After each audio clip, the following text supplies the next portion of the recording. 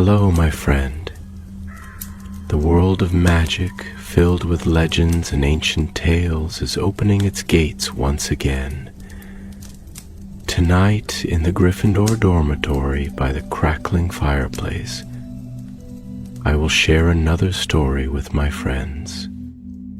Join us, for the magic is about to come alive. In the days when the Second Wizarding War had only begun to cast its long shadow, and the name of Voldemort still chilled hearts even in whispers, Hogwarts School of Witchcraft and Wizardry stood like a citadel of light amid the gathering storm. Behind its stone walls life went on, less cheerfully than before, but not without courage.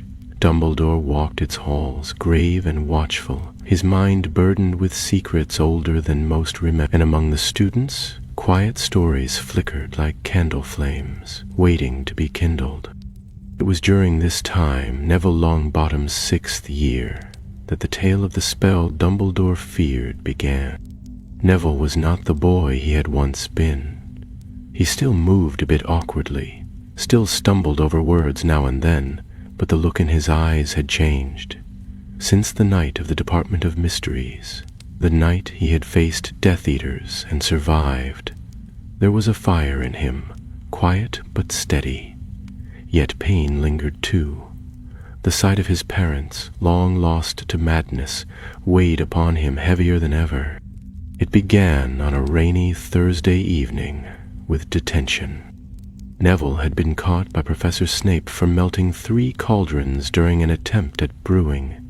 Deflating draft. As punishment, he was sent to assist Madame Pince in the restricted section of the library, sorting and reshelving spellbooks too dangerous for most hands. The air was thick with dust and old enchantments. Tomes bound in dragonhide and stitched with spells that whispered when you opened them. Neville was alone. Madame Pince had been called away, grumbling something about Peeves setting fire to the charms corridor again. The flickering candlelight made long shadows dance among the shelves. He was placing a heavy volume titled Magic's Most Morbid back into its locked case when his hand brushed something tucked behind the shelf. It felt like parchment, dry, brittle, and folded neatly. Curious, he pulled it free. It was a map, not of Hogwarts, but of the Department of Mysteries. Neville recognized the long black halls and strange circular rooms from his own terrifying visit the year before. A symbol was drawn in crimson ink over one of the sealed doors, a jagged spiral coiled around a skull. Next to it, a single line was scrawled in spidery handwriting. The breath beyond death. Do not let him find it. Neville stared at the parchment, his heartbeat quickening. There was no name, no signature, but the ink looked old, years, maybe decades old, and the parchment itself bore the ministry's seal in faded silver. He folded it quickly and slipped it into his robes just as Madame Pince returned, barking at him to keep his grubby fingers off artifacts older than your grandmother. That night, Neville lay awake in the Gryffindor dormitory, staring at the ceiling while rain tapped gently on the window panes. He turned the map over again and again, trying to make sense of what he had found. The breath beyond death. It sounded like a spell, a dark one. He remembered how the Department of Mysteries had felt. Otherworldly, dreamlike. Rooms filled with shimmering veils and clocks that ticked backward. A spell buried in such a place could not be harmless. And someone was looking for it. The next morning, between herbology and care of magical creatures, Neville shared what he had found with Luna Lovegood. She listened intently, her silvery eyes wide with curiosity. The spiral means rebirth, she said softly. And the skull, well, that's death, obviously. Maybe it's a spell to bring someone back. Neville shivered. He had not spoken the thought aloud, but it had hovered in his mind since the night before. Could this spell bring his parents back? Luna continued, her voice dreamy as always. My father says the ministry used to hide terrible things in the Department of Mysteries. There was once a group of unspeakables who tried to stop time, and another who tried to bring back the dead. Most of them went mad or vanished. Neville felt the weight of the map in his pocket. Later that day, in the room of requirement, transformed now into a quiet nook with shelves of books and plush chairs, Neville, Luna, and Ginny Weasley huddled over the map. Ginny had her arms folded and eyes narrowed. She had grown sharper, more defiant since the battle at the Ministry. This isn't just a prank, she said after a long silence. Whoever wrote this was trying to warn someone. You said the door was sealed? Maybe that's where the spell is kept. Neville nodded. I think Dumbledore knows about it. He must. But he didn't destroy it. Then maybe he couldn't, Luna said. There was a moment of stillness between them. Outside the enchanted window, the snow had begun to fall, soft, quiet, and white. A strange hush had settled over Hogwarts, as if the castle itself were listening. Ginny leaned in. We need to find out who wrote that map, and if someone is after this spell, this breath beyond death. We need to find them first. Neville swallowed hard. But what if it's not just a spell? What if it's something worse? Then we'll stop it, Ginny said fiercely. Together. And thus began their secret quest, hidden from teachers, concealed from even their closest friends. 3 students, bound by a shared purpose, set out to uncover the truth about a spell that had been buried for a reason. A spell Dumbledore feared. Far away in the darkened corridors of the past, something stirred, and it had begun to remember. The days that followed unfolded with quiet tension. Beneath the ordinary rhythms of Hogwarts, lessons, Quidditch practice, the clatter of cutlery in the Great Hall, Neville, Luna, and Ginny pursued the riddle with growing urgency. They agreed to meet thrice a week in the room of requirement, each bringing what they could find. Obscure references from the library, overheard whispers from older students, and old copies of the Quibbler, which, Luna insisted, often contained truths others refused to print. Neville spent his evenings leafing through ancient spellbooks in the library's darker corners, hoping to find mention of the breath beyond death. His fingers trembled more than once as he turned pages, half expecting to uncover a description of a spell capable of tearing souls from the veil or stitching them back into the world of the living. But the name never appeared in any sanctioned book, only in a crumbling, long-forgotten ledger, buried beneath others in a locked cabinet. Did he find a hint, a single sentence, handwritten in the margins of a catalogue of experimental spells? Breath beyond death. See Codex entry 139b by decree of Albus Dumbledore. Neville copied the note down at once, his heart pounding. A name, Blackthorn, and a decree from Dumbledore himself. Whatever this spell was, it had been sealed away by the headmaster with deliberate intent. And Blackthorn, that sounded familiar. Somewhere in one of Luna's Quibbler issues, the name had appeared before. When they next gathered, Luna brought with her a strange assortment of documents, including a tattered interview her father had published 5 years prior. The headline read, Ministry Cover-Up, The Unspeakables Who Vanished. Among the list of names was one Aurelius Blackthorn, described as a brilliant mind obsessed with death and what lay beyond. According to the article, Blackthorn had disappeared under mysterious circumstances after protesting the destruction of his research. The Ministry declared him dead. No body had been found. Ginny, frowning over the article, tapped the page. He was the one who created the spell, wasn't he? The one Dumbledore sealed away. Neville nodded. And someone's trying to find it now. I think they might believe Blackthorn left a trail. Their next clue came not from a book or article, but from a place long forgotten. Luna, always one to wander, had been following a trail of thestral hoofprints near the edge of the Forbidden Forest when she stumbled upon something strange. A broken wand half buried in the roots of a twisted ash tree. Bound to the handle was a small piece of metal inscribed with a single rune. When they examined it together, Neville recognized the rune from the map's spiral-marked door in the Department of Mysteries. It was the same coiling mark, meant to ward off entry, to seal something away. They took the wand to Professor Flitwick, who, with a curious gleam in his eye, explained that it was very old indeed, crafted nearly 70 years earlier. Its core, phoenix feather, had been burnt out, as if it had tried to channel more magic than it could bear. Later that night, Neville dreamed of the Department of Mysteries.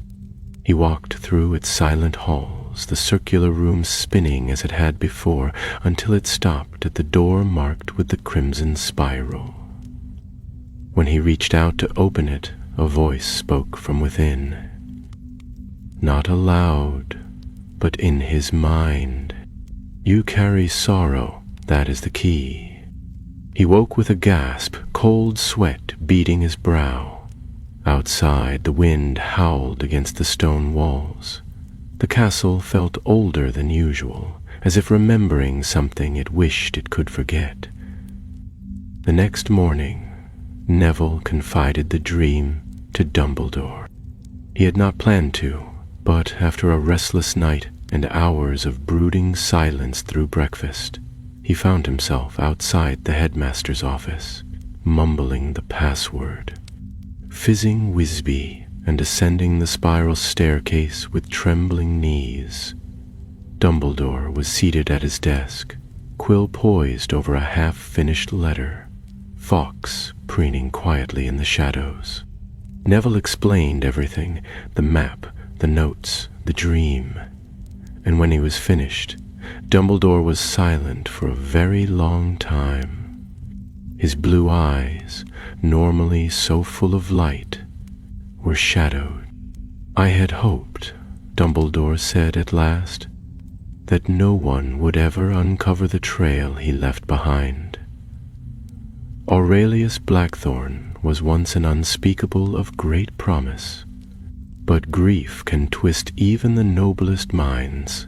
He lost someone, his sister I believe, and set out to undo death itself. Neville said nothing. Dumbledore continued, voice low and grave. It believed love alone could bind a soul back to the living, that if one suffered enough, if one's heart was broken deeply enough, the laws that separate life and death might yield. Dumbledore folded his hands. I sealed the spell away, not because it did not work, but because it did. In part, the price was madness. The soul returned, but not whole. The memory of his parents, vacant eye and lost, filled Neville's mind like smoke. Dumbledore must have seen it in his expression. You must not go after it, Neville, he said gently. Some spells are prisons disguised as miracles. But someone already is, Neville replied, and I don't think they mean to use it for love. Dumbledore nodded slowly. Then you must be careful. If you follow this path, do so not with the hope of finding power, but with the strength to destroy it. Neville left the office with his heart in turmoil. The dream, the warnings, the spell itself, they were all pointing toward a moment he felt growing nearer by the day. And far below, beneath the surface of the earth, in catacombs forgotten even by the castle itself, something moved. A shadow that had waited long enough was stirring once more. In the following days, the atmosphere within Hogwarts seemed to shift, though few could name the cause.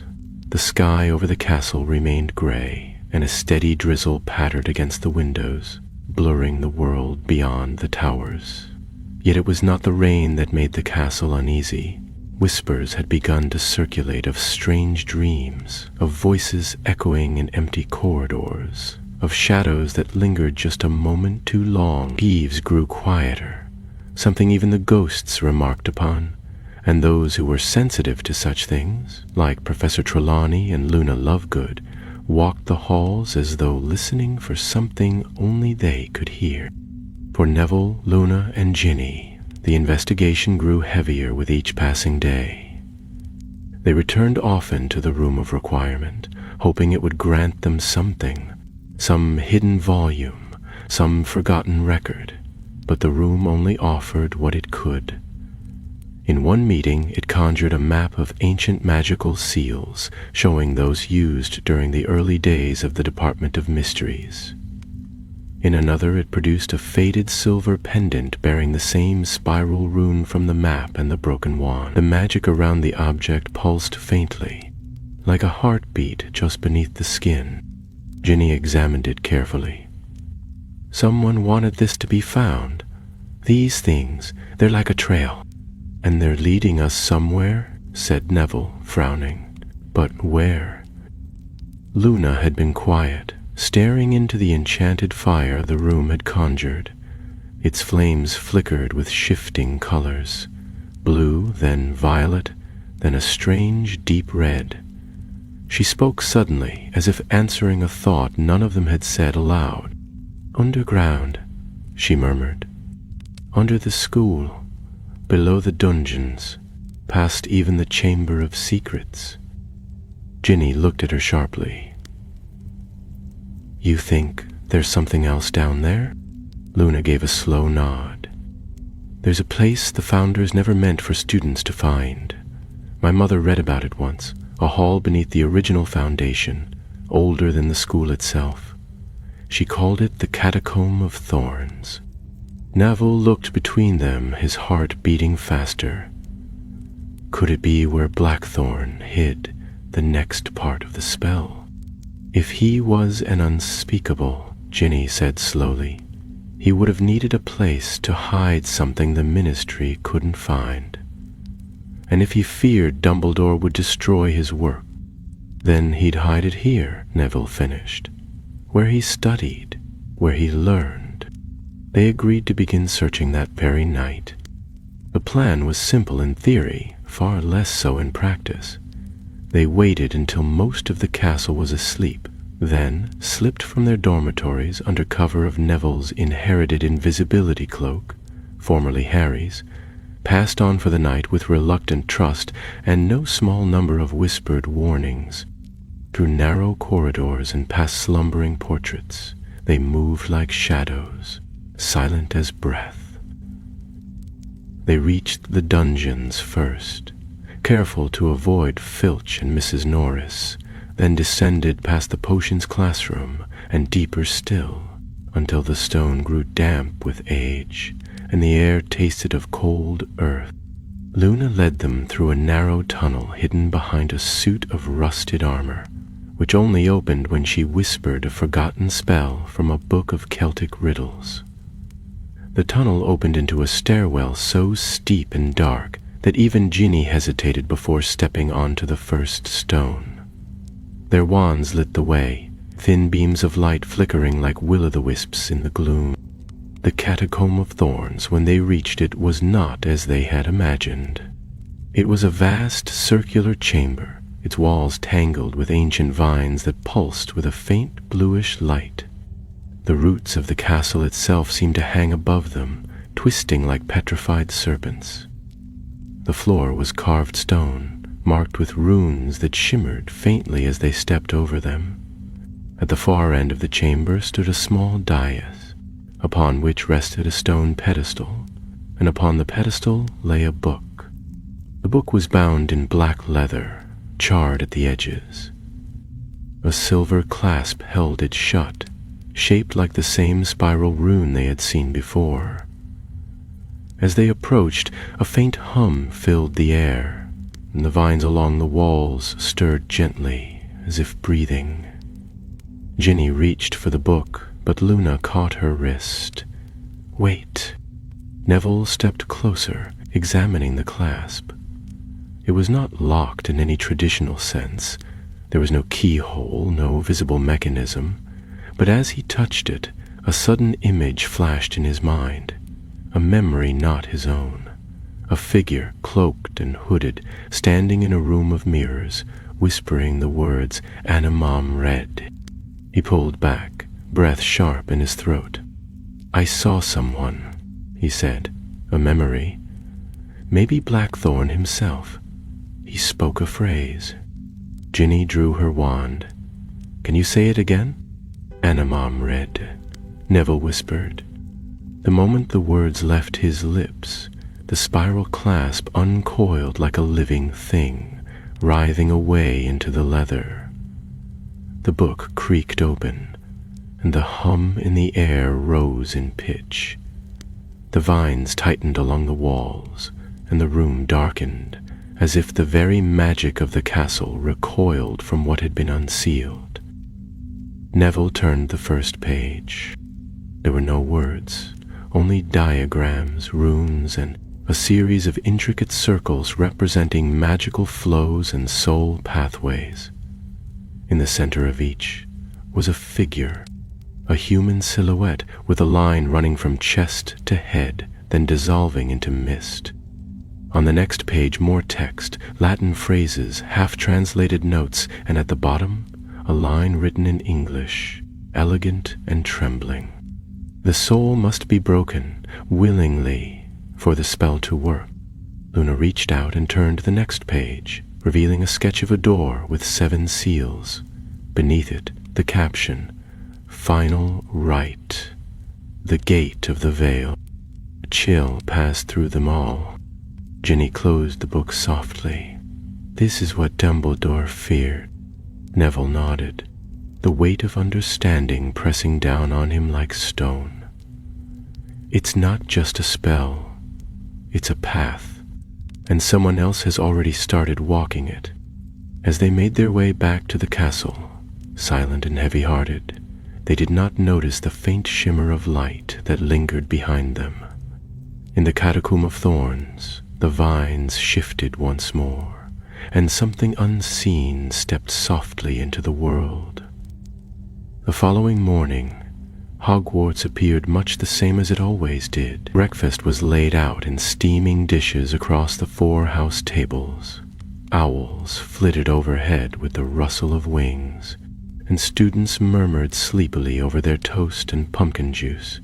But for Neville, Ginny, and Luna, the world had shifted. The book they had discovered still weighed heavily in Neville's bag, though now wrapped in layers of cloth and sealed with every protective charm they knew. None of them spoke of what they had seen to anyone, not even to Harry, Ron, or Hermione. There was an unspoken understanding between them that to speak the name of the spell too freely might awaken forces they were not yet ready to face. Throughout the day, the 3 of them kept watch for anything out of place. They had agreed, upon returning from the catacombs, that the next step was to determine whether anyone else was seeking the spell. Though the trail of clues had been hidden well, the mere fact that they had found it meant others could too. And if Luna's instincts were correct, the spell was not only real, but awakening. It was on their 3rd evening of silent vigilance that Luna noticed the man in the shadows of the castle gates. They had been returning from the owlery when she stopped suddenly, her pale eyes fixed on the outline of a figure standing just beyond the boundary of the enchantments. He wore a long cloak, gray with soot and ash, and though it was difficult to see his face, his stance was rigid, purposeful. The torches flanking the entrance gates flickered as if in recognition, their flames flaring brighter for a brief moment before dimming again. Ginny peered into the distance, hand on her wand. "Do you think he's with the Ministry?" Luna shook her head slowly. No, the castle doesn't like him. Neville glanced back once more, but by then the figure had vanished. There had been no sound of apparition, no crack or shimmer. He was simply gone. The next day, things grew stranger still. Students began to complain of nightmares, dreams of falling through endless dark corridors, of doors that led nowhere, and of whispers in voices they could not understand. One second-year Ravenclaw girl had awoken screaming, claiming that a dead man had spoken to her from the mirror. Professor McGonagall dismissed it as anxiety, but the staff, Neville noticed, looked more tired than usual, as if they too were losing sleep. And then came the fire. It happened just after dusk, when most students were in the Great Hall for supper. Smoke billowed from the lower levels of the castle, and, for a short time, panic overtook the school. The source, once discovered, left more questions than answers. A hidden passageway behind the statue of Wendolyn the Weird, blackened with soot and lined with ancient stonework. The fire had gutted it, but not from any conventional spellwork. Flitwick, who had examined the damage, muttered something about curse fire, something banned by the Ministry for over a century. Neville, Ginny, and Luna returned to the passage later that night, hidden beneath the invisibility cloak. The walls were still warm, and the scent of ash lingered thickly in the air. The tunnel had once led downwards, but the fire had collapsed much of the path. Still, near the end of the rubble, Neville noticed markings on the stone, partially melted, but still faintly visible. The spiral rune again, and beside it, carved deep into the wall, the same phrase from the book: "The soul must be broken willingly." Neville stared at the words for a long time before whispering, "Someone's ahead of us." They needed answers, and answers Neville knew might lie beyond Hogwarts. He suggested it the next day as they sat in the room of requirement. "We need to go to the Department of Mysteries. The map, the book, everything points there. We won't understand the final part of the spell until we see what's behind that door." Ginny looked skeptical. "Even if we could get past the Ministry's defenses, how are we supposed to find the right door again? That place is a labyrinth." Luna, ever calm, tilted her head thoughtfully. "It's not impossible.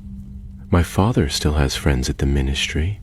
There's one, a record keeper, who owes him a favor. She might be able to help." Neville swallowed hard. "Then we go. At Christmas." The plan, reckless though it seemed, was simple in execution. They would return home for the holidays as usual, then meet in London and slip into the Ministry under Polyjuice's disguise.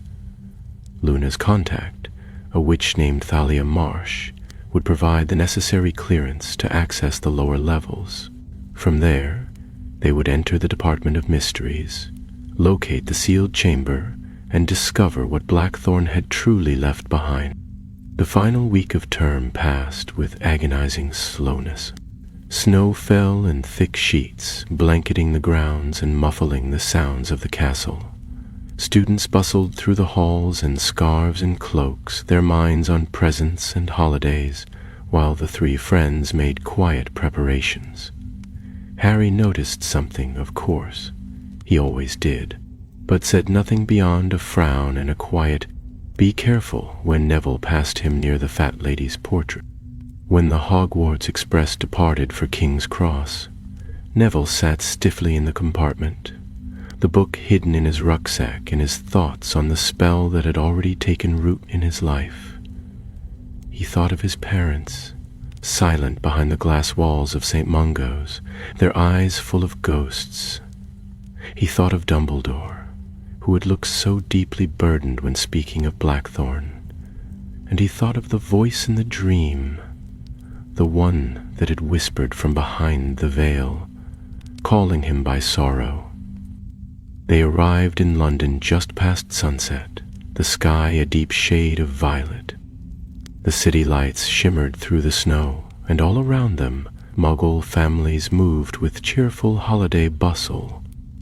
But Neville, Ginny, and Luna slipped through the crowd like shadows, unseen and unnoticed, until they reached the quiet alley that led to the visitors' entrance of the Ministry of Magic. Talia Marsh met them there, wrapped in a heavy cloak with a badge that identified her as a junior archivist. She was thin, pale, and looked as if she had not slept in days. Her voice was barely above a whisper. "You've no idea what you're walking into," she said as she handed them the visitor badges. "That door, the one Blackthorn marked, they say it breathes when no one's watching. And the guards? They don't guard it, they avoid it. We won't take anything," Neville assured her. "We just need to see what's inside." Talia looked at him for a long moment. "Then be quick. And don't listen to the voices. Whatever they say, don't answer." The lift carried them down into the deep earth, past floors of golden light and gleaming tile, into a realm where time seemed to bend and magic whispered from every surface. The air grew colder, the silence deepened, and then with a soft ding, the doors slid open, revealing the black circular room that Neville remembered too well. The Department of Mysteries. The adventure had reached its heart. The door awaited, and behind it the truth would speak. The moment they stepped into the spinning room, the stillness wrapped around them like a shroud. Neville felt it at once, that familiar pressure, as though the very air were enchanted to remember every footstep, every whisper spoken in its midst. The black marble walls shifted slowly, doors sliding past in silent procession, until the room stilled of its own accord, aligning them before a single ancient door. It was the one, even without the map, Neville knew. The spiral rune was etched into the metal like a scar, worn with time, yet unmistakably alive, pulsing faintly beneath their wand light. Unlike the other doors which bore the clean, charmed finish of the Ministry's design, this one seemed older, crudely hewn as though it had been carved into the wall itself and sealed long ago with magic not meant to be used again. Luna took a step forward, her eyes half closed, as if listening to something none of the others could hear. "It's breathing," she said softly, "not with lungs, with memory." Ginny gripped her wand more tightly. "Let's get it open and get what we need. The sooner we're out of here, the better." Neville nodded, his fingers brushing the spiral sigil. The moment he made contact, the rune flared with cold, pale light. There was a low groan, the sound of stone scraping against stone, and the door split down the middle, parting with the slow inevitability of something ancient being stirred from slumber. Beyond was a chamber unlike any they had seen in the department before.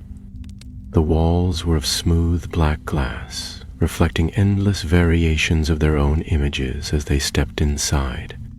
Dozens of Nevillas, Guineas, and Lunas stared back at them, though not all moved as they did.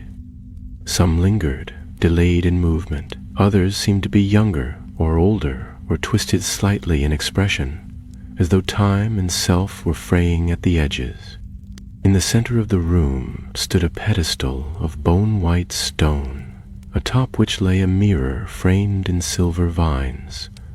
The glass shimmered with mist, and as Neville approached, he saw not his reflection, but a veil, like the one they had passed through during the battle the year before, but this one smaller, thinner, and clearer. There were shadows behind it, pacing. Beside the pedestal stood a tall figure in a dark cloak.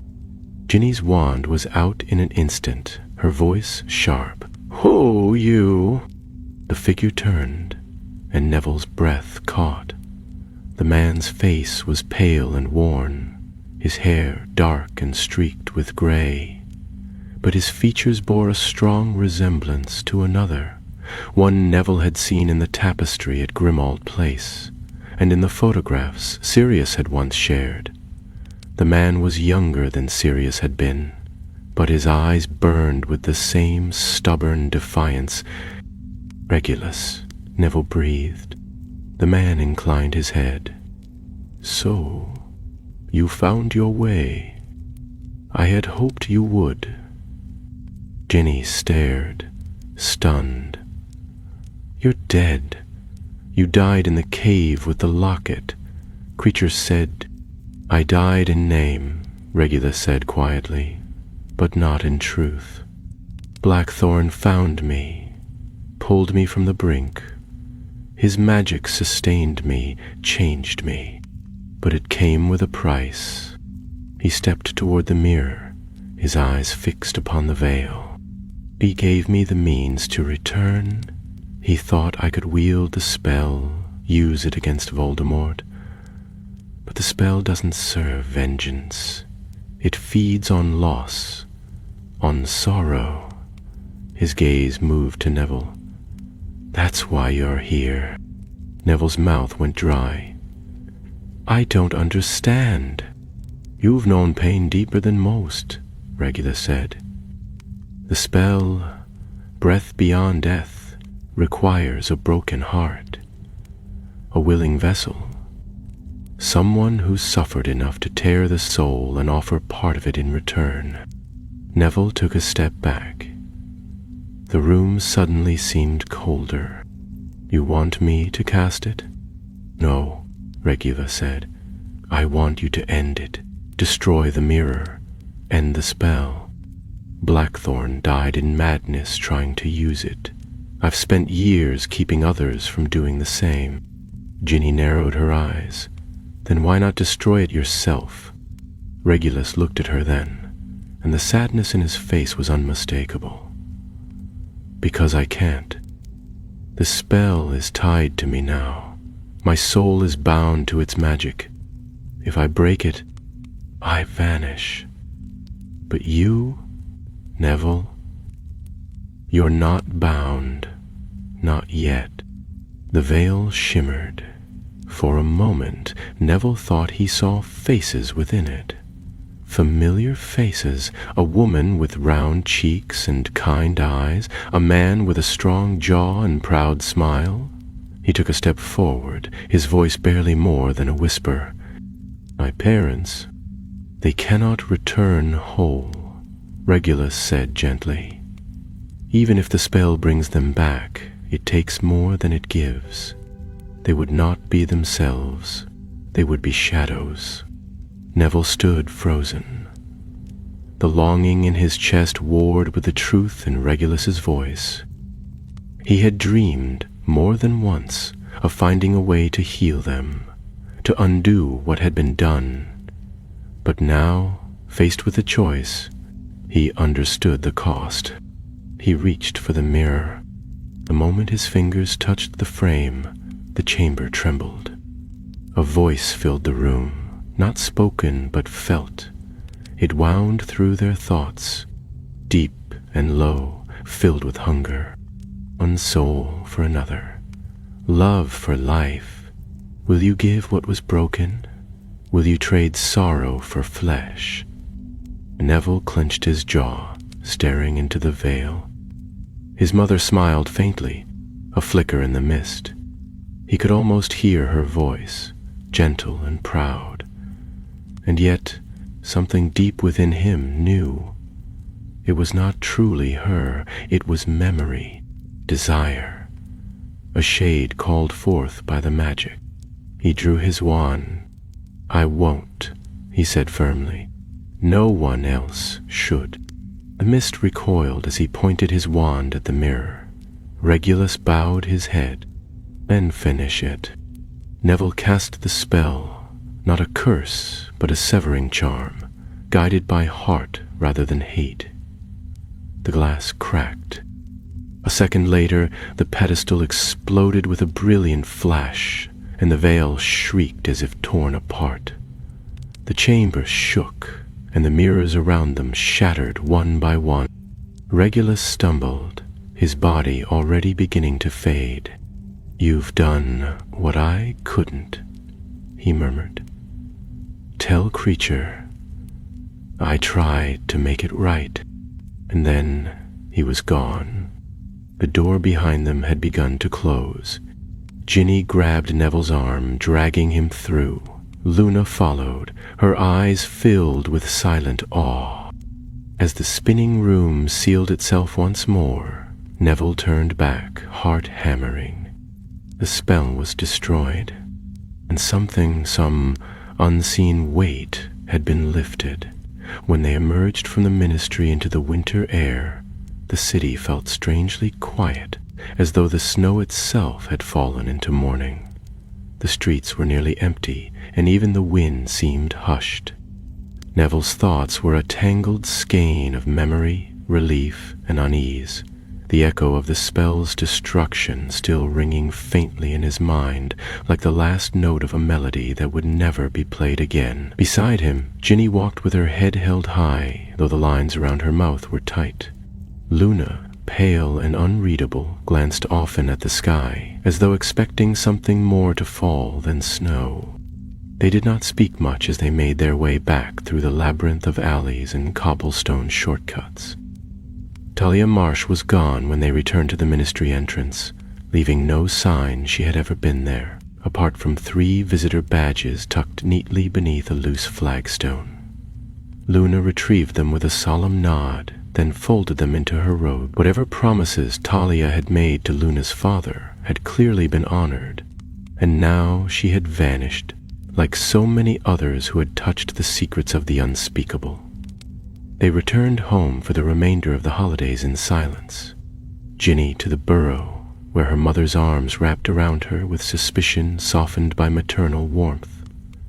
Luna to her father's odd lopsided house, where the clocks never ticked in unison and the ceiling was painted with stars that changed according to her moods. Neville returned to his grandmother's house, where he sat beside the fire and stared into the flames, the Book of Blackthorn now destroyed, the last piece of that dark legacy burnt away. In the heart of the Department of Mysteries. Visited St. Mungo's the day before the term began again. His parents, as always, sat quietly in their ward, unaware of the world beyond the white walls and silent corridors. His mother smiled faintly when he entered, and for a brief moment he felt the old longing rise again, the ache that had nearly led him to grasp for the spell. But now there was something different in him, something settled. He sat with them a long while, speaking quietly of school, of Luna's strange stories, of Ginny's fiery temper, of Professor Sprout's continuing faith in his herbology work. His father blinked once, as if in recognition, and though it was fleeting, Neville took it with him like a gift. When he returned to Hogwarts, the castle greeted him with familiar solemnity. The snow still dusted the turrets, and the lake remained frozen, a sheet of silver beneath the gray sky. The first week passed without incident. Classes resumed, the castle's rhythm restored, though a few students still murmured of odd dreams and flickering shadows. But the mirror was gone, the spell was no more. Whatever had been loosed upon the world by Blackthorn's obsession had finally been laid to rest. It was late one evening, while Neville was tending to the greenhouse, that Dumbledore came to speak with him. The headmaster appeared without announcement, his cloak dusted with frost, his expression more weary than Neville had ever seen it.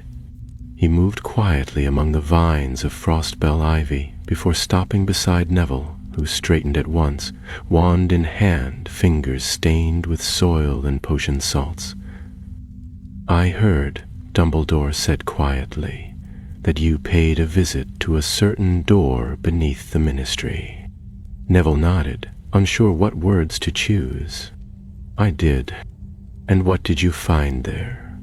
Dumbledore's voice was gentle, not accusing. Neville hesitated, then answered, "Regulus Black, the spell, a mirror. I destroyed it." Dumbledore was silent for a long moment. his blue eyes fixed on a spot far beyond the glass of the greenhouse. When he spoke again, his voice was low. "I tried once, you know, to destroy it, many years ago, after Blackthorn vanished, but I was not the right one. Magic like that, it feeds on our weaknesses, on our deepest wounds. It did not fear me." He turned, and there was a glimmer of something like sorrow in his gaze. "But you, Neville, it feared what you had that I did not, the strength to let go." Neville said nothing. He did not feel brave or wise or strong, only tired. "Why did you fear the spell so much?" he asked, the question heavy with memory. "Why not seal it forever or bury it where no one could ever find it?" "Because some spells," Dumbledore answered, "cannot be buried, only passed over. Magic, especially of that kind, has roots in the oldest desires: love, loss, defiance of the natural order. It is not a question of whether it will be sought, but when and by whom. I feared it would find someone like you. I feared you would choose wrong, but you didn't." He reached into his robes and drew out a small, golden device. A time turner, broken, its hourglass cracked. He placed it on the bench beside Neville, its presence unexplained, symbolic, perhaps, of time's irrevocable path. "You chose well, Neville. Remember that. And if ever you find yourself standing before such a choice again, trust your sorrow. It does not make you weak, it makes you whole." With that, he turned and left, his footsteps soft against the frozen stone, his cloak disappearing into the night like a shadow in reverse. The days turned slowly to weeks, and spring crept over the grounds like a hesitant guest. The nightmares faded, the whispers ceased.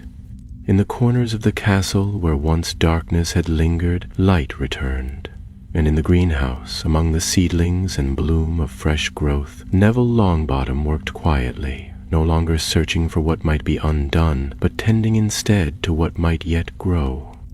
The spell was gone. Its shadow no longer stretched across the halls of Hogwarts, but its memory and the lessons it had left behind would remain, sketched not in books or mirrors, but in the heart of a boy who had once wished for something impossible and found instead the strength to say no. Spring unfolded slowly over the hills of Scotland, bringing with it a softer wind and the first bold green shoots pushing through the frosted soil of the Hogwarts grounds. The lake, once sheathed in silver ice, rippled now with the passage of the giant squid, and the forbidden forest breathed anew beneath the misted sun. Yet though the world brightened by degrees, the events of the winter remained in the minds of those who had walked too close to darkness. Neville did not speak again of the mirror or of the shattered spell, not even to Harry, who gave him curious, searching looks on occasion, as though trying to read the pages of a story without being told the title. He merely nodded when Harry asked if everything was all right, and though the words were not fully honest, they were not false either. For while the danger had passed, something within Neville had changed. The boy who had once feared shadows now understood them, and understood, too, that courage was not the absence of fear, but the will to act in spite of it. Classes carried on with renewed energy. Professor Sprout, delighted with Neville's progress, assigned him greater responsibilities in the greenhouses, and spoke more than once of a future in magical botany. Ginny, ever vigilant, took to watching the movements of the Slytherins more closely, as if still expecting remnants of Blackthorn's influence to emerge from hidden cracks in the school's ancient stones. Luna drifted as always, dreamy yet precise, offering odd comments that often turned out more accurate than anyone expected. One morning she remarked that the castle seemed less haunted now, and though no ghosts had vanished, the air did feel lighter, the corridors less cold. And it was not until a week before the Easter holidays that a new mystery stirred. The first sign was small, a letter found tucked inside Neville's herbology journal, written in a flowing, old-fashioned script and unsigned. It read, "To bury a spell is not to erase it. Be wary of echoes. Even silence has memory." He read it 3 times before folding it and locking it away in his trunk, unsure whether it was a warning, a message, or merely a trick played by Peeves, but something in the ink, faintly glimmering under candlelight, reminded him of the writing in Blackthorn's book. The second sign came 2 days later, during a lesson in Defense Against the Dark Arts. Professor Flitwick, now teaching the subject after Professor Snape's return to potions, was demonstrating a shield charm when the lights in the classroom flickered. At first it seemed no more than a failing torch. But then a shadow darted across the room, fast and thin, too swift to be cast by any of the students. Flitwick stopped mid-incantation, his wand raised, eyes scanning the corners with the precision of someone who had once dueled dark wizards on distant battlefields. He said nothing of it afterward, nor did he appear shaken, but the room remained colder than before, and none of the students dared to ask questions. The third sign came at night. Neville was returning from the greenhouse when he passed by the statue of the one-eyed witch, a passage he had used once or twice before. As he passed, he heard something, barely more than a whisper, brush past his ear, a word he did not understand, spoken in a voice that sounded almost like his own. He turned at once, wand raised, but the corridor was empty. No wind stirred, and the torches remained steady. And yet, the stone beneath his feet hummed faintly, like a chord plucked in the depths of the earth. He returned to Gryffindor Tower with the hairs on the back of his neck still raised. That night, his dreams were filled with spinning rooms and broken glass. The next morning, he went to the library. Madame Pince eyed him suspiciously, as she always did, but permitted him entry into the restricted section with a note from Professor Sprout regarding advanced magical botany, which was true, if not entirely relevant. He scoured the older records first, searching for references not to Blackthorn, but to Regulus Black. To his surprise, there were almost none. His name appeared once in a list of deceased ministry operatives from the First Wizarding War, and once more in a footnote about Sirius Black's family. No mention of his survival, his association with the Unspeakables, or his encounter with the Mirror. He did find something else, however, an archived ministry directive from 1981, titled Order of Containment, Hall of Final Rites. The document was brief but chilling. It referred to a door within the Department of Mysteries that had been locked under direct orders from the Wizengamot, following the unlawful experimentation of A. Blackthorn. The last line was underlined in red ink. This door is not to be opened, under any circumstance, without the written authority of the Chief Warlock. Neville sat back in his chair, his pulse quickening. The door they had entered, the mirror they had destroyed, had been sealed not merely by Dumbledore, but by the entire magical court. What they had undone was not just forbidden, it had been buried by decree, erased from the records, spoken of only in shadows. And now, something within the castle was whispering still. He returned to the room of requirement, not for answers, but to ensure that the book had not returned. When he stepped inside, it was empty. A plain stone room with nothing upon its shelves. He turned slowly, expecting to see a pedestal, a mirror, a sigil, but there was nothing. Just silence. And in that silence, something stirred. He spun around, wand raised, a single figure stood at the edge of the room, cloaked in shadow. Not Blackthorn, not Regulus, a boy. Neville stepped closer. The figure did not move, though its shape became clearer. It was him, or rather, a version of him. Pale and hollow-eyed, wearing the same robes but with something wrong in the posture, too still, too empty, as though animated not by life, but memory. The moment their eyes met, the figure vanished. Neville stood alone. The room of requirement, once a haven, felt different now. He left quickly, stepping into the corridor with the sense that the castle was watching. He would have to speak to Dumbledore again. The spell had been broken, but the echoes had not. The headmaster's office remained as it ever was, silent, towering, and filled with odd instruments that clicked and spun with no visible cause. Fawkes watched from his perch, his bright eyes tracking Neville as he entered. The young wizard stood before the wide desk of carved elm, feeling the strange weight that always seemed to accompany a conversation with Albus Dumbledore. The room smelled faintly of lemon drops and parchment, but beneath it was something else now, something older, like ash in a hearth that had long since gone cold.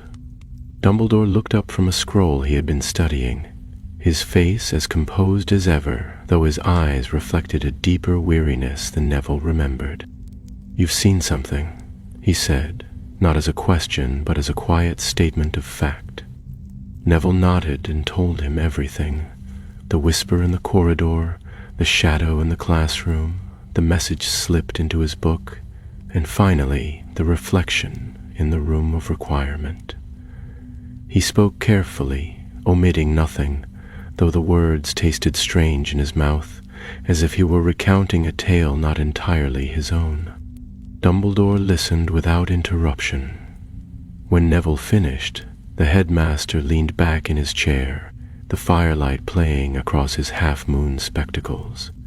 He steepled his fingers, gazing into the flames as if they might offer some secret that eluded even his mind. "I feared," he began slowly, "that the destruction of the mirror would not be the end. Magic of that kind does not die cleanly. It leaves residue." Neville frowned. "But if the spell's broken, if the mirror is gone, how can it still be affecting the castle?" "The mirror was but the final vessel," Dumbledore said. "The magic itself was older, woven from threads that run through the very structure of things. Memory, pain, desire, these are not easily silenced. When Regulus destroyed the Horcrux in that cave so many years ago, he became something else, a man straddling the line between life and death, bound by intention as much as spellcraft. When you shattered the last piece of Blackthorn's work, you severed that bond. But bonds, even broken, can echo." Neville's hand went instinctively to the pocket where he had kept the parchment bearing the spiral symbol, though it had long since been burned. He felt suddenly uncertain again, as he had felt standing before the veil in the chamber of the mirror. "Is it me?" he asked. "Am I the echo?" Dumbledore's gaze met his, kind and unflinching. "No, but you were its vessel, if only for a time, and that leaves traces. The room of requirement gave you a vision drawn from within you, a warning perhaps, or a reflection of what might have been. Such places do not lie, but they do not always speak plainly." Neville nodded slowly, though a knot of unease remained. "What should I do?" "For now," Dumbledore said, "watch, listen, and trust your friends. Darkness does not always return in great waves. Sometimes it creeps back in drops." That night, Neville told Ginny and Luna everything. They met by the fire in the Gryffindor common room long after the others had gone to bed, and their whispered voices tangled with the crackling logs and the gentle ticking of the clock. Ginny's brow furrowed in thought as she listened, while Luna stared at the embers, her fingers twisting a strand of her pale hair. "I don't think it's done with you," Luna said at last, in a voice that made Neville shiver. "The spell, or what's left of it, I think it's looking for something." Ginny leaned forward. "What do you mean?" Luna's eyes were distant. "It tried to bind itself to you through sorrow. You refused. But magic like that doesn't stop simply because it's denied. It moves, seeks. It might be looking for another host." Neville sat back, the full weight of her words settling on his shoulders like a cold cloak. "And if it finds one?" he asked. "Then it starts again," said Ginny grimly. The days that followed were filled with unease. Strange things continued to occur. Barely perceptible at first, like the flickering of a candle when no wind blew. Mirrors clouded for no reason. Certain rooms grew cold without cause. Students reported seeing their reflections blink out of sync or catch expressions they had not made. Professors became tight-lipped. Even Snape, whom Neville would have expected to mock such stories, seemed unusually curt when a fifth-year Slytherin complained of hearing voices whispering his name while alone in the lavatory. In the defense classroom, Flitwick increased his lessons on protective enchantments, teaching counter-curses that had not been seen in the standard curriculum for decades. The students learned how to seal doorways with intent, how to cast wards that glowed faintly when disturbed. Neville practiced harder than he ever had, the memory of that cold whisper at the one-eyed witch fresh in his mind.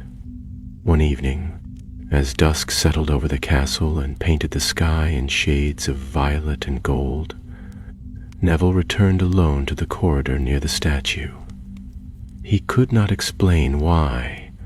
Perhaps it was the need to understand, or perhaps some fragment of the magic still clung to him, calling softly from the shadows. The corridor was empty. The torches burned low. He waited. At first, there was nothing, only silence and the faint crackle of flame. But then, just as he turned to leave, the temperature dropped, not sharply but steadily, like the slow breath of something ancient rising from beneath the stones. The whisper returned, clearer this time. "Come closer." Neville's wand was in his hand before he knew it, his grip firm, his stance ready. He stepped forward, every instinct on edge. The wall behind the statue shimmered faintly, not with light, but with a suggestion of depth, as though a door were hidden there beneath layers of illusion. He reached out slowly, pressed his palm against the cold stone, and it yielded. A passage, narrow and steep, descending into darkness. He hesitated. The choice was his. Whatever awaited him below was tied to the spell's last breath, to the magic that had refused to die. Neville Longbottom stepped into the dark. The air within the hidden passage was different from that of any corridor Neville had walked before. It clung to him, damp, weighty, and cold, as though the stones exhaled memory with each step. The narrow staircase twisted steeply downward, its walls slick with moisture and laced with faintly glowing lichen that pulsed like a heartbeat. He held his wand aloft, the light from its tip casting uncertain shadows which swayed unnaturally behind him, mimicking his movements a moment too late. He descended in silence, the hush so complete that his own footsteps sounded like echoes in a forgotten dream. With each turn he had the distinct impression that he was moving away, not only from Hogwarts, but from the world above, into a part of the castle that had not felt human presence in centuries. There was magic here, old, slumbering magic, and it stirred now, aware of his passage. At last, the stairway gave way to a broad stone landing. Before him stretched a corridor carved of ancient rock, its ceiling arcing high above in the shape of a cathedral nave. Stone columns lined the path, each one etched with runes that pulsed faintly beneath his light. There were carvings, too, figures hooded and faceless, arms outstretched, not in welcome, but in mourning. Neville walked slowly between them, heart beating faster with every step. At the far end of the corridor, a door stood slightly ajar. It was wrought of blackened wood and bound in iron, its hinges streaked with age. As he approached, he felt it before he saw it. A presence pressing gently against his thoughts, probing, not with words but with feelings. Sorrow, longing, a deep ache as ancient as grief itself. He pushed the door open. The chamber beyond was circular, its walls formed of rough-hewn stone, lit by no torches, yet somehow visible in soft gray light. A shallow pool covered the floor, the water clear and still, reflecting the vaulted ceiling above. At its center stood a plinth, and on the plinth something wrapped in dark cloth. Neville stepped carefully into the water, which came to just above his ankles and was colder than ice. The moment he reached the plinth, the cloth unfurled of its own accord, revealing not a book or a mirror, but a stone mask, smooth, featureless, and pale as bone. He stared at it, frowning, unsure of what he had found. Then the mask opened its eyes. They were not eyes in the ordinary sense, but slits of blackness that stared without blinking, without recognition. A voice filled the chamber, not spoken aloud, but inside his thoughts. "You are the one who severed the chain." Neville swallowed, his wand tight in his grip. "Who are you?" "I'm the wound left behind." The mask rose from the plinth, floating a hand's breadth above the water. Around the chamber, the light dimmed, though the water remained bright with the reflection of something that no longer shone. Neville stepped back. "You broke the vessel. You denied the bargain, but pain cannot be destroyed." "I didn't come here to bargain," Neville said, forcing his voice to remain steady. "The spell was wrong. It needed to end." "Spells are not wrong. They are tools. Only the heart of the caster decides the shape of the wound." Neville frowned, his breath misting in the air. "You want someone to cast it again." The mask hovered higher, tilting slightly, as though considering him. "You carry sorrow. You are still marked. I offer you nothing but the truth. That grief is power. That love unfulfilled is fuel. You can shape the world with it if you choose." Neville's mind flashed again with images. His mother's smile, the quiet, broken stare of his father, the ache that never truly dulled. The spell had offered him hope and illusion, and he had turned from it, but the truth was harder. The grief remained and would remain, and the mask, whatever it was, had found its way to that wound. "I've made my choice," he said firmly. "Whatever you are, you don't belong here." The mask stilled. For a heartbeat, the entire chamber seemed to listen. "Neither do you." And the water exploded upward. Neville was thrown backward, his wand ripped from his grasp as the pool rose in a column of light and sound. Shadows twisted in the air, memories made flesh, and voices cried out in a dozen languages, some human, some older than words. The mask surged toward him, its shape warping into something larger, more terrible.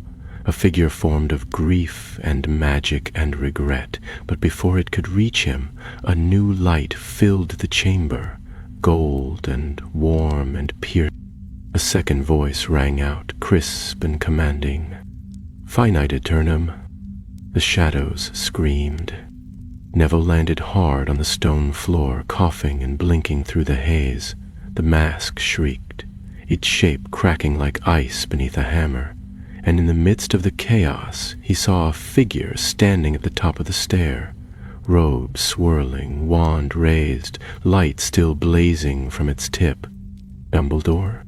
The headmaster strode forward, the spell still burning on his lips, and with a final flick of his wand, the remnants of the mask dissolved into smoke. The chamber fell still. The water drained away as though drawn back into the stone, and the cold receded. Neville sat up slowly, drenched and shaken. Dumbledore knelt beside him, placing a steady hand on his shoulder. "I'm sorry I did not come sooner," he said quietly. "The castle stirred when you passed below. I felt it." Neville coughed again, trying to gather his thoughts. "It said it was what was left, that grief was fuel." Dumbledore's expression darkened. "Residual magic, a shard of the spell's essence. Some spells, when broken, leave behind not ghosts, but impressions. That was not Blackthorn's will, but his echo." Neville glanced around the now empty chamber, the stone plinth bare and silent. "It tried to tempt me again." "It will not try again," Dumbledore said, rising. "The passage is sealed. The chamber will sleep once more." Neville stood, legs trembling slightly, but with his strength returning. And as they climbed the long stairway back to the castle, he did not look back. He had seen what lingered in the cracks of broken spells, and he understood now why Dumbledore had feared the magic, not for its power, but for its persistence. Grief had a voice, and that voice would always seek a listener. But Neville Longbottom was no longer listening. When Neville emerged once more into the upper corridors of Hogwarts, the torchlight seemed brighter than before, and the castle no longer hummed with the quiet menace he had grown used to over the past weeks. The long shadows that had seemed to stretch and writhe across the floorboards lay still now, content to be no more than they appeared. The air felt clearer, and even the portraits along the corridor, many of whom had lately taken to whispering in their frames, now dozed peacefully or peered out with polite interest rather than unease. Dumbledore walked beside him in silence for some time, saying little as they climbed the final stair toward the entrance hall. The headmaster's expression was thoughtful, not grim, as if he too felt the change in the air and was still deciding what to make of it. When they reached the stone arch near the great hall, Dumbledore stopped, and Neville turned to him, unsure whether to speak first. "You were brave," said Dumbledore quietly, his voice carrying the soft weight of finality. "Not merely in resisting the spell, but in facing what remained. Few understand how powerful memory can be when sharpened by grief. You did not turn away, and more importantly, you did not allow it to shape you." Neville shifted, uncertain how to reply.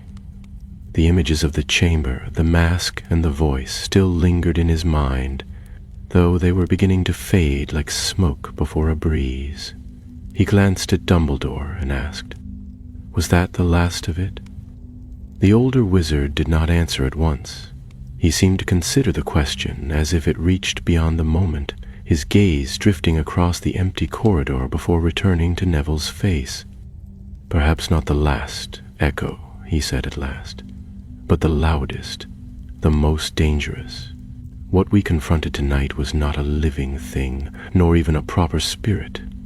It was hunger, given shape by a spell that should never have been cast.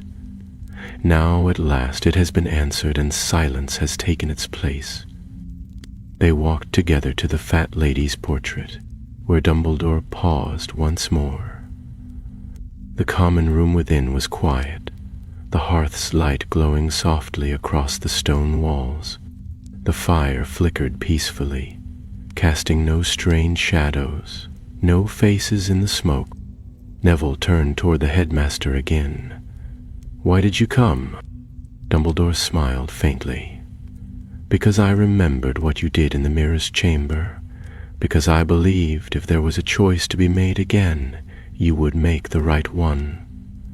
And because I have learned to listen when the castle stirs."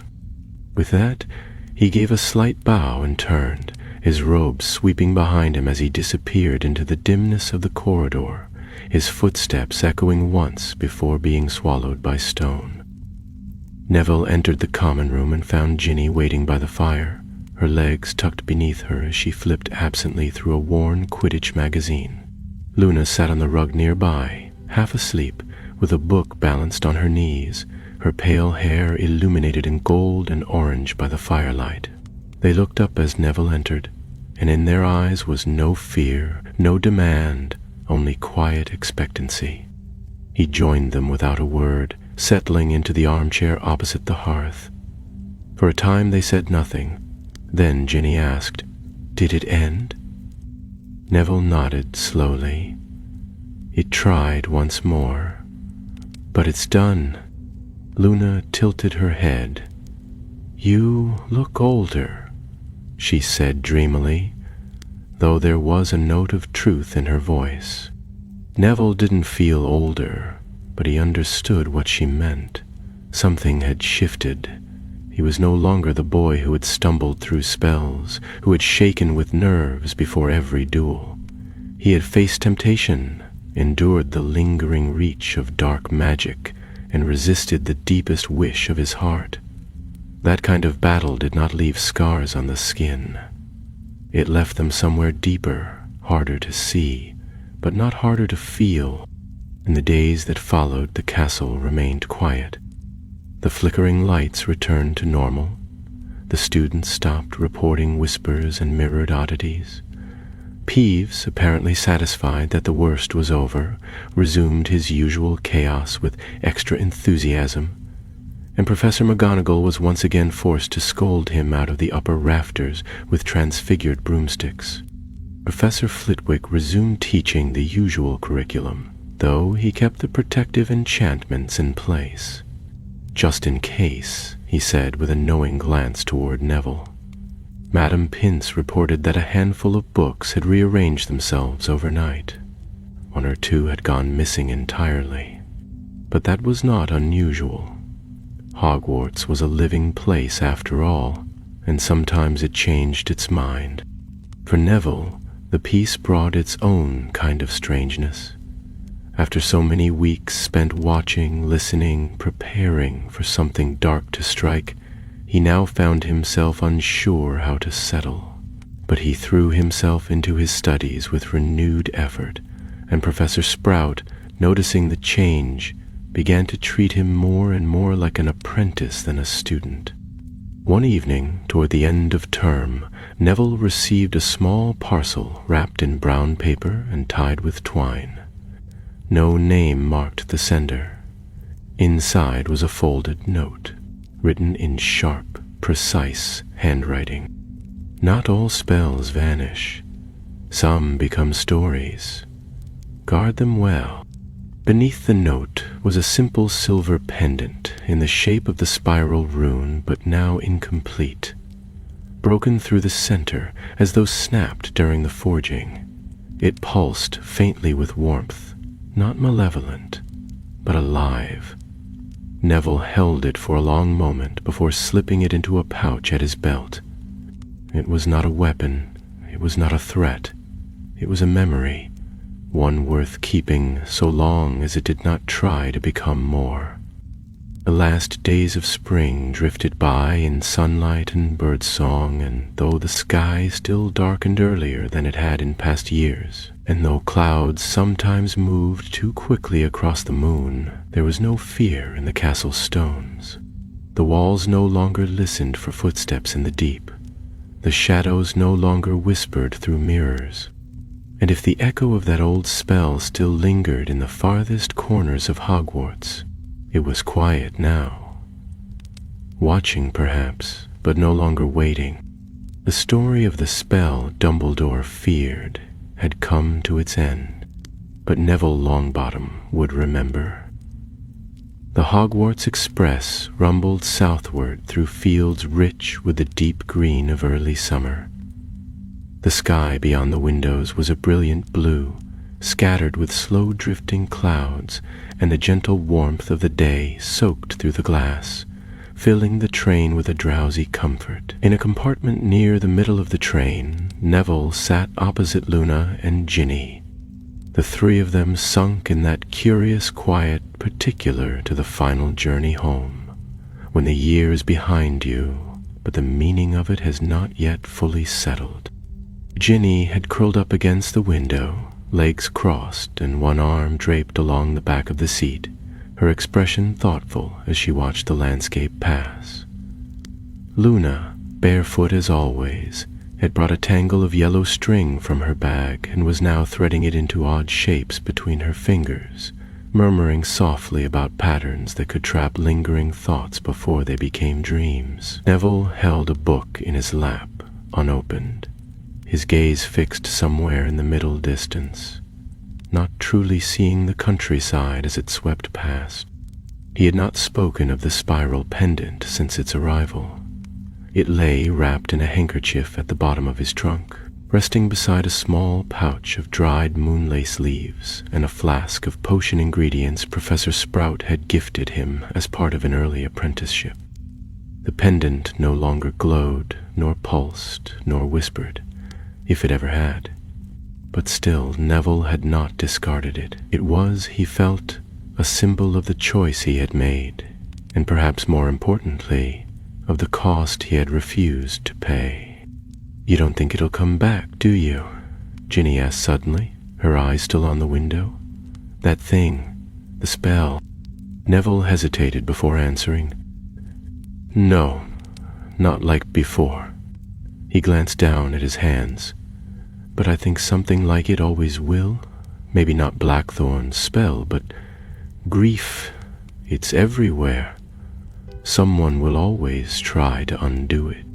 Ginny looked at him then, not with the fierce expression she often wore when dueling or speaking of resistance, but with something softer, respect mingled with sadness.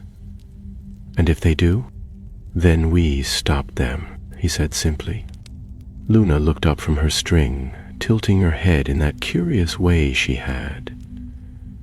"I think it's not always about stopping them," she said. "Sometimes you just have to remind them that they're still alive. People forget that when they're hurting."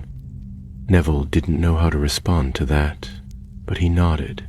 She wasn't wrong. Blackthorn had forgotten. Regulus had remembered too late, and he, Neville, had stood on the edge of forgetting and stepped back. The train began to slow as it approached King's Cross, the familiar structures of the city rising in the distance like old friends waiting at the gate. The spell of the journey broke as students stirred, gathering their trunks and cloaks, calling to each other across compartments.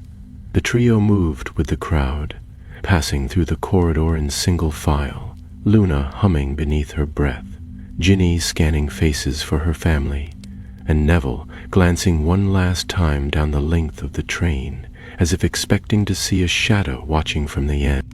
There was nothing, of course. At the barrier to platform 9 3/4, Mrs. Weasley stood waving, her smile bright and her arms already open to pull Ginny into a fierce hug. Mr. Lovegood was there as well, slightly off-kilter in an enormous sun hat, carrying a bag of floating cabbages and a stack of the Quibblers so thick it looked like he might topple. Neville's grandmother, stern as ever in her vulture-topped hat, gave him a nod of greeting that was both approval and affection in one swift motion. As they said their goodbyes, Luna handed Neville a small scrap of parchment. "In case you hear any strange whispers again," she said, "just write them down here. It might be useful, or it might attract original plums. Either way, worth trying." Ginny gave him a firm hug and before pulling back, whispered, "You did well, Neville. Better than most would have." Her voice was steady, but he thought he saw something glisten in her eyes. Then she turned away to join her brothers, who were already squabbling over the size of their luggage trolleys. Neville stood for a moment, holding his trunk's handle tightly, the hum of Muggle trains echoing from the far end of the station. He glanced at the crowds, at the people passing, and thought of how none of them would ever know about the spell Dumbledore had feared, or the mirror that had whispered through the veil, or the chamber beneath Hogwarts, where grief had worn a face and spoken his name. He didn't need them to. The memory was his in the castles, and those who had walked that path beside him. They left the station together, he and his grandmother, with the summer sun spilling across the pavement and the city alive with ordinary, beautiful things. Buses rumbling, pigeons scattering, and children laughing as they chased each other down the street. There was no magic in sight, and yet the world shimmered with its possibility. And far behind them, across the barrier and back in the shadowed corridors of a castle filled with history, the stone where the door had once stood bore no mark now. The mirror was gone, the magic had faded, the veil was still. But sometimes, when the wind passed through the upper towers just so, it carried with it a single note of music, soft as breath and old as sorrow, and Hogwarts, wise and ancient, remembered summer, passed with a gentle hand. The days grew long and golden, filled with the scent of warm grass and the distant hum of bees.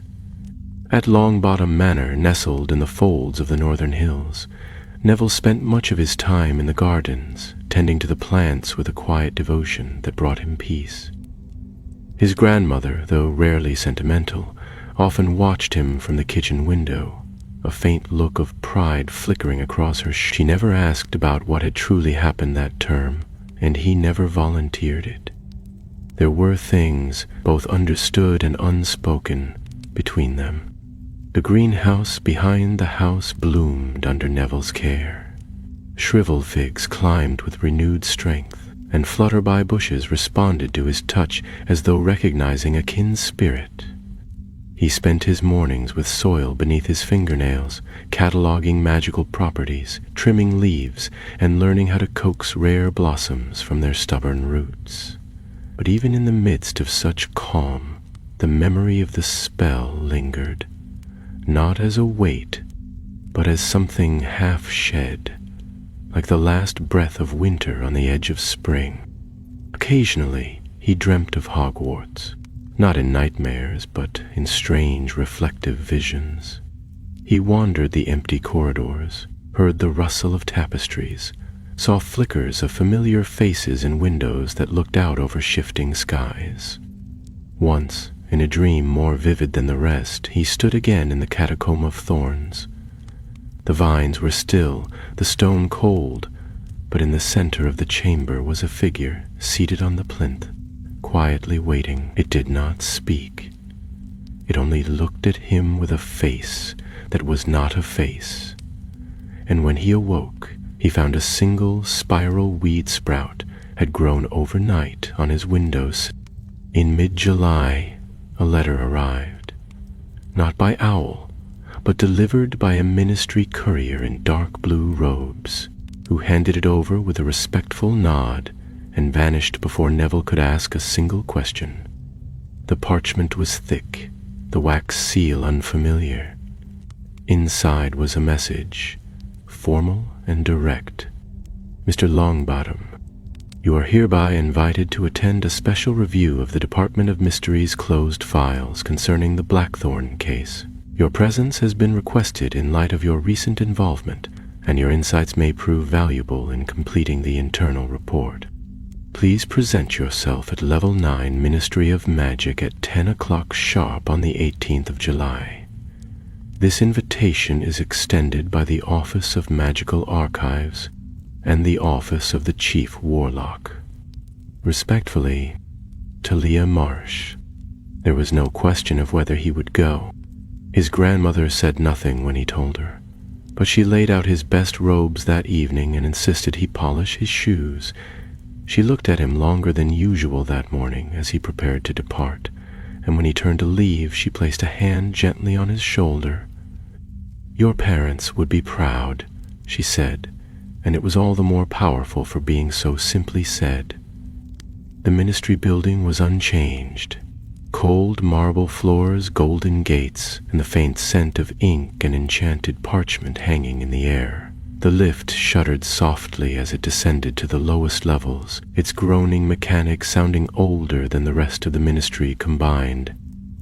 Level 9 greeted him with its familiar hush, but it was no longer as unsettling as before. Neville walked its corridors with steadier step.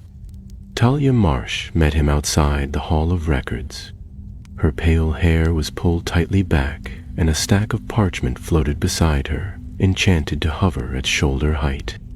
"You've been in my reports for weeks," she said briskly. "It's about time we heard from you directly."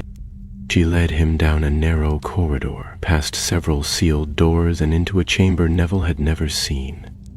It resembled a courtroom in shape, with high stone benches circling a central floor, but instead of judges or barristers, there were books, dozens of them, hundreds, floating in slow arcs above the chamber, pages fluttering gently as if breathing. Thalia raised her wand and one drifted down into her hands. "This," she said, placing it on the table before him, "is the Blackthorn file." Neville opened the cover. The pages were filled not only with written reports, but with moving illustrations. Blackthorn's designs, sketches of soul diagrams, ministry seals denying access, and, most haunting of all, the final image of the spell itself, the spiral mask, the runes, and the faded likeness of Regulus Black beside it, dated the year he had supposedly died. He read in silence for a long time. Thalia stood to the side, letting him take it in. The file did not offer new truths, but it confirmed what he had come to understand. Blackthorn's brilliance had outpaced his caution. His grief had festered into obsession, and when the ministry had denied him the right to finish his work, he had hidden it beneath the school that had once nurtured his genius. When he reached the final page, there was a note, handwritten in a firm, steady script that did not match the others. "Magic that touches death leaves a mark. We bury it not because it fades, but because we fear how deeply it roots. If you are reading this, you have stood before it and turned away. Let that be enough." Neville looked up. Talia's voice softened. "There's talk of closing the record permanently, stripping it from the archives, not because it's unimportant, but because some things are better remembered by those who carry them, not those who study them." He nodded slowly. "You should close it, but not destroy it." She raised an eyebrow. "And why's that?" "Because someone might try again one day, and the next person who finds the trail needs to understand what it leads to." Talia didn't reply, but she watched him with an expression he couldn't quite name, something between approval and regret. When he left the ministry that afternoon, the sun was high and the air was warm. The spiral pendant still rested in his pocket, its edges cool and smooth. He did not look back as he stepped out into the world beyond the glass doors, but something within him felt lighter, not because a burden had lifted, but because he had accepted its shape. And far behind him, in the sealed halls of the Department of Mysteries, a single file floated once more into its place, closed but not forgotten. The final days of summer passed quietly, marked by golden afternoons, long walks through hedgerows, and the scent of honeysuckle in the fields that bordered the hills around Longbottom Manor. The world seemed slower in those weeks, as if time itself had taken a breath. And though Neville rose early each day to tend his plants, record blooming patterns, and write meticulous notes for Professor Sprout, his thoughts often drifted to the darker paths he had walked, the door he had opened, and the spell he had broken. The spiral pendant remained untouched in his drawer, wrapped in Luna's handkerchief. It no longer pulsed or whispered, nor did it stir in the presence of magic. He sometimes wondered whether it ever truly had, or whether his own heart, bruised by longing and sharpened by grief, had imagined more than was real. Still he kept it, not as a trophy, but as a reminder that magic, like sorrow, leaves traces, and that the choices we make when faced with loss echo longer than any spell. The Hogwarts letter arrived in the final week of August, carried by a tawny owl with determined wings. It bore no surprises, though the sight of the crest, lion, badger, eagle, and serpent entwined, brought a strange feeling to his chest, a quiet anticipation that had not dimmed despite all that had passed. The school would be there, waiting. Its stones would remember, and Neville would return. On the morning of the 1st of September, he boarded the Hogwarts Express for his 7th and final year. The train was quieter than usual. Fewer students returned now, with the war still darkening the edges of the magical world. Rumors had grown stronger over the summer. Death Eaters seen near Diagon Alley, disappearances in the Ministry, whispers of growing unrest. But even in the shadow of it, the train still ran. The castle still stood, and the students, weary though some had become, still chose to come back. Neville found an empty compartment and settled beside the window. The glass reflected his face faintly, but behind it, the landscape rolled on, hills giving way to moors, rivers cutting through meadows, and eventually the rising slopes of the highlands that guarded Hogwarts like ancient sentinels. He thought of the Catacomb of Thorns, now sealed again beneath stone and silence.